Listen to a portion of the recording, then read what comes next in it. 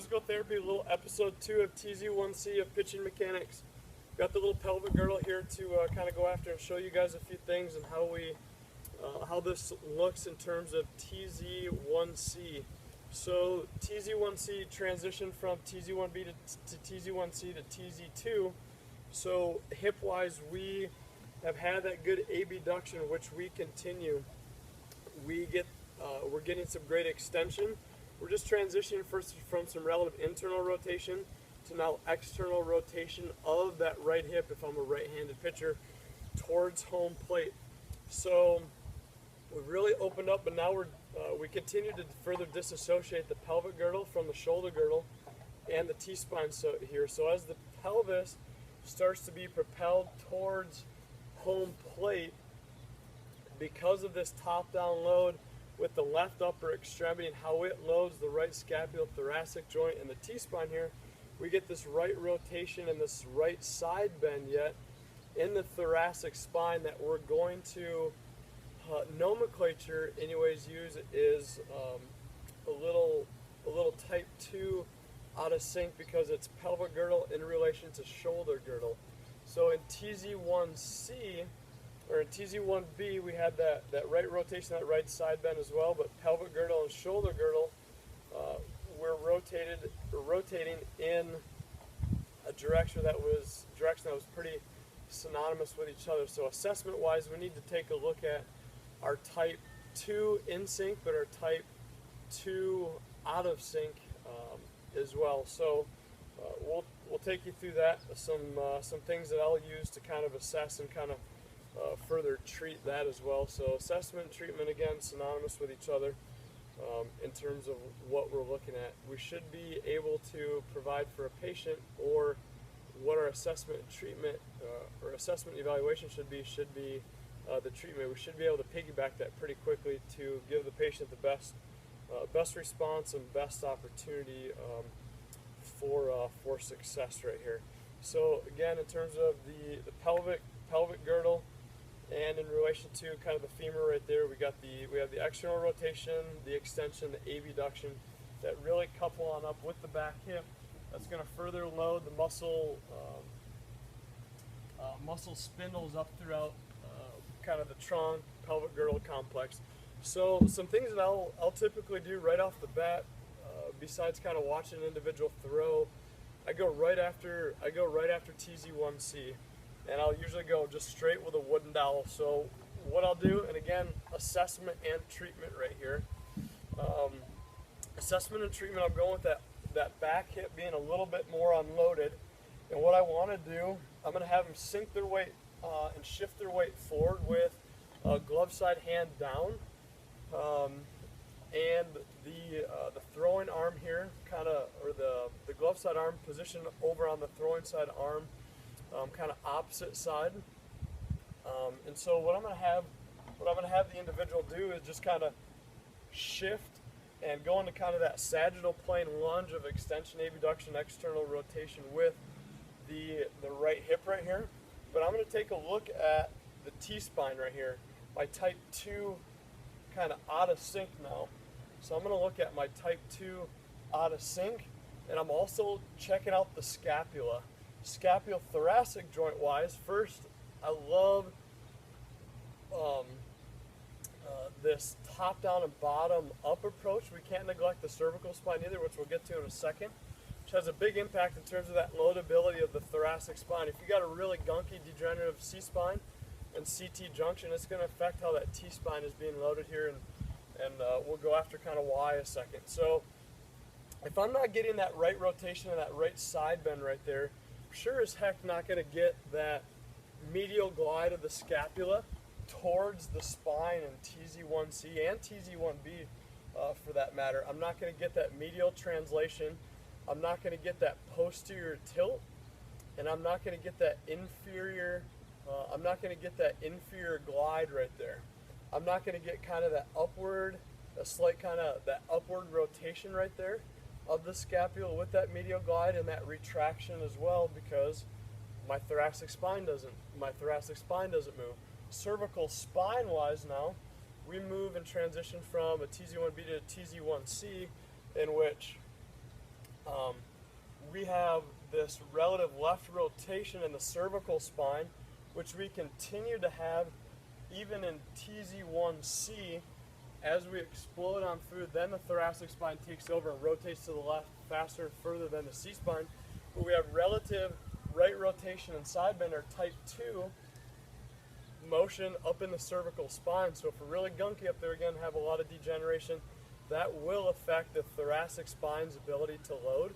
And it'll maybe enable the shoulder complex to compensate, as well as the thoracic spine motion to compensate and not move the way that it should. We'll see a lot of problems in terms of capsular restrictions, as well as kind of the bicep and the rotator cuff-like structure, which is basically just a big glob of tissue that's all just kind of synced up and kind of connected with each other, proprioceptively speaking, but great close proximity of each other, which gives the head of the humerus this great kind of seated-like effect. This great seated, approximated-like effect, a good fit of that Phillips or flathead screwdriver without stripping out the bolt, that good fit, so that we have this proximal stability for distal mobility, and so that we have this proximal unloading, so we have this distal kind of mobilizing and kind of more motion developed and stretchiness kind of going on, that proprioceptive feedback that we've talked about as well, again, that makes up that chain reaction that syncs everything together. So in terms of assessment-wise, again, TZ1C, get the wooden dowel. I'll go with some progressive oscillations at end range. Thank you, Stanley V. Paris, for those. So I'll just kind of oscillate into it a little bit. I'll get my hands on in there, feel kind of how that scapulothoracic joint is moving. I'll dig on in with the pelvis, with the hip, in combination with the T-spine, and then the scaps as well. I'll again get my hand on in there in relation to the C-spine and kind of get a little type 2, kind of out of sync, kind of C-spine motion going right there as well. In regards to other ways to kind of treat that, again, assessment and treatment, I love the super bands. I love the super bands as a means to self kind of mobilize the scapulothoracic joint, the trunk, as well as the hips, and we're going to go after both of those in a second. So you all should be able to see this, but I have this hooked on up to a good old tree right here. I usually like to go about shoulder to head or overhead high. And I'm sticking my arm in the super band, right superior of the elbow, and I'm grabbing the super band with my right hand, just like a horse reins right here. So what I can do with that, I can freestyle flow it on up. I can go with a little wooden dowel for a little assistance, or just throw their glove on and then just go at it. So make sure that you all can see me here, which you can. So I'm going to position myself in the TZ1C, and right here, this top down load that I'm going after throughout my trunk here with this dowel is giving that back right hip more opportunity to get into extension, abduction, and then external rotation. And I'll fixate my gaze forward as if I was looking at my catcher and had my eyes on my target to give me that relative left rotation and side bend of the cervical spine. So, great self-mobilization tool and technique.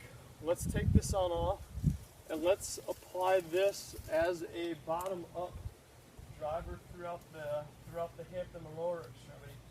So what I'm going to do, I'm still going to use my dowel here maybe for a little assistance and guidance. I'm going to face you this time. So what I'm going to do, I'm going to go as high up on the groin as I can. So what I'm going to do, fixate myself into TZ1C.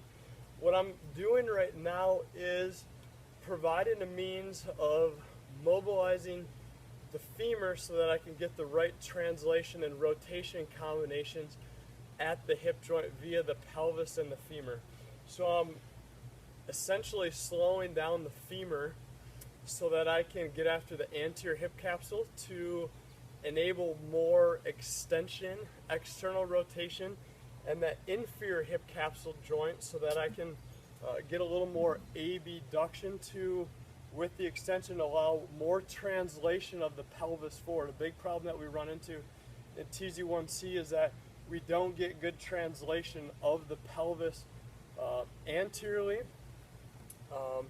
as well as left laterally if I'm that right-handed pitcher, or that inferior translation. So I'm going to set myself on up here with the super band, and I feel a great stretch deep kind of throughout that anterior, inferior, and medial kind of hip joint capsule right here. And so again, I'll position them either with their glove, a dowel, and a ball in hand, and I'll have them go in and out of the range. I won't go a lot of end range related stuff because we're going more for the motion kind of aspect of things. But you know what? Take them through this, do a little test and retest, and let's see what we come on up with. And don't worry, we have ways of measuring these things quantifiably as well. Always good to be able to prove your data and your results, not just with feel, but with good actual proof. Patient and the client love that as well. So boom, and boom. So with that, I was in that position, going with a little progressive oscillation driven from the left upper extremity yet, which is a top-down driver, to the right scapulothoracic joint, getting my good posterior tilt, inferior glide, medial glide, as well as my retraction with some of my upward rotation synced on in there. And I can also, with the C-spine, kind of use my head as a little bit of a lobe right there in that position as well. And I'll show you what I mean by that. So we're going up as high as we can on the groin, and then we'll also go right above the knee. I feel like the inferior attachment superior to the knee right there is going to become a longer lever arm, which can be a little bit more aggressive to the hip joint. I'll use this as a tool, kind of maybe a little bit after we kind of start up superiorly. So for the sake of showing you right here, let's go right here. And so what I'll do right here is I'll go with my progressive oscillations with the right upper extremity and the left upper extremity.